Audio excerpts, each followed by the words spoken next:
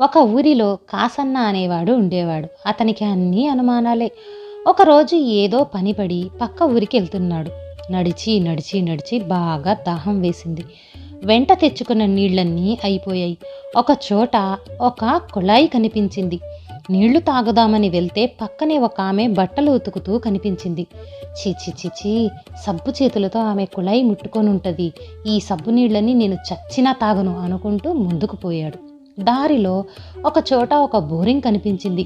తాగుదామని దగ్గరికి పోయేసరికి ఒక ఆవు అక్కడికి వచ్చి నాలుకతో దాన్ని నాకసాకింది. చీ చీ చీ, ఈ ఆవు బోరింగ్ అంతా నాకి నాకి పెట్టింది. ఈ ఎంగిలి నీళ్లు నేను అసలే తాగను, అమ్మో తాగను అనుకుంటూ ముందుకు నడిచాడు. ఒక చోట ఒక బావి కనిపించింది. బావిలో నీళ్లు తాగుదామని దగ్గరికి వెళ్ళి చూస్తే లోపల ఒక తాబేలు నీళ్లలో తిరుగుతూ కనిపించింది. చీ చీ, ఈ తాబేలు నీళ్లంతా గలీజ్ గలీజ్ చేసి ఉంటుంది. ఈ నీళ్లు నేను అస్సలే తాగననుకుంటూ ముందుకు నడిచాడు. దారిలో ఒక చోట ఒక చెరువు కనిపించింది. నీళ్లు తాగుదామని దగ్గరికి వెళ్తే చెరువు నిండా చేపలు తిరుగుతూ కనిపించాయి. బాబోయ్ బాబోయ్, ఎన్ని చేపలా, కంపు కంపు, యాక్, ఈ నీళ్లు నేను చచ్చినా తాగననుకుంటూ ముందుకు నడిచాడు. కొంత దూరం పోయాడో లేదో వాన కురవటం మొదలైంది. ఆహా, ఆకాశంలో నుంచి వచ్చే వాన చినుకులు స్వచ్ఛమైనవి, ఇవి తాగుతాను అని తల పైకెత్తి నోరు తెరిచాడు.